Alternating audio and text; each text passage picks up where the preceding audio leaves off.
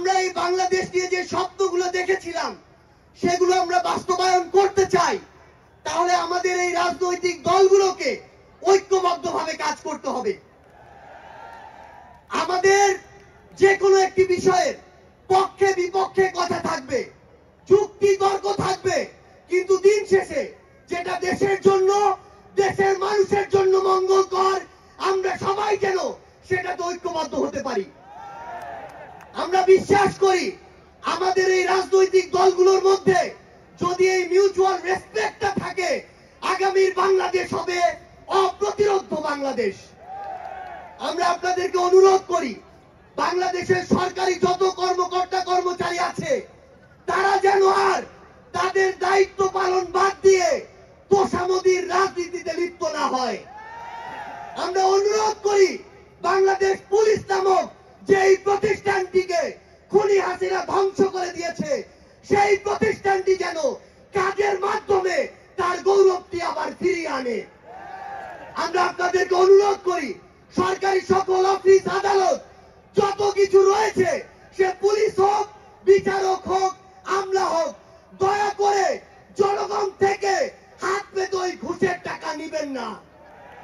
দয়া করে জনগণের জন্য, জনগণের সাথে সামান্য স্বার্থের জন্য এই অন্যায়গুলো করবেন না। আমরা আপনাদের সামনে অনুরোধ করতে চাই, এই রাষ্ট্রীয় প্রতিষ্ঠানগুলোকে খুনি হাসিনা নিজ হাতে ধ্বংস করে দিয়ে গিয়েছে। সকল রাজনৈতিক দলকে ঐক্যবদ্ধভাবে এই প্রতিষ্ঠানগুলোর সংস্কার করতে হবে। এই প্রতিষ্ঠানগুলোতে যেন সেই মানুষটি বসে যেই মানুষটি দেশ এবং মানুষের জন্য ভালো, সেই মানুষটি নয় যেই মানুষটি আমার মাইম্যান। আমাদের একটি জিনিস লক্ষ্য রাখতে হবে, আমার সামনে আমার আহত যোদ্ধারা, আমার সামনে 16 বছর ধরে বিভিন্ন রাজনৈতিক দলের কিংবা নির্দলীয় যারা ফাইট করেছেন তারা বসে আছেন। আমার সামনে আমার শহীদ পরিবার রয়েছে। এই প্রত্যেকটি গুম, খুন, বিচার বহির্ভূত হত্যা, এগুলোর বিচার যেন আমরা ঐক্যবদ্ধভাবে করি। এই খুনি হাসিনার বিচার যেন আমরা ঐক্যবদ্ধভাবে করি। একটা জিনিস মনে রাখতে হবে, নিজেদের সামান্য স্বার্থের জন্য যেন কোনো অপরাধী ছাড় না পেয়ে যায়। কোন অপরাধীর জন্য সুপারিশ নিয়ে আমরা যেন থানায় না যাই। কোন অপরাধীর জন্য সুপারিশ নিয়ে আমরা যেন কোনো বিচারকের কাছে না যাই।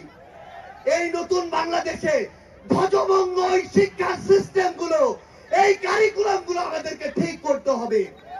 এই বাংলাদেশকে বাংলাদেশ পন্থী হিসেবে গড়ে তুলতে হবে। আমরা আপনাদের কাছে অনুরোধ করি, আগামীর যে বাংলাদেশ আমরা স্বপ্ন দেখি, সকল রাজনৈতিক দল যদি ছোট ছোট স্বার্থগুলোকে এক পাশে রেখে ঐক্যবদ্ধভাবে কাজ করি, তাহলে সেগুলো আমরা বাস্তবায়ন করতে পারবো। এই মঞ্চ থেকে আমরা যেন এই শপথটুকু নিয়ে যাই, এই ছোট্ট জীবন সৃষ্টিকর্তা যাদেরকে গুরুত্বপূর্ণ দায়িত্বগুলোতে রেখেছেন, এগুলো তাদের কাছে আমানত স্বরূপ। আমরা যেন এই ছোট্ট জীবনে এত বড় দায়িত্বের আমানত গুলো দয়া করে খেয়ানত না করি।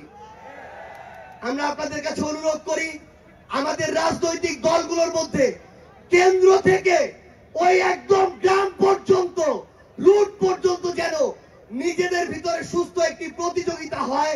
দয়া করে যেন আমরা কাউকে প্রতিপক্ষ না মনে করি।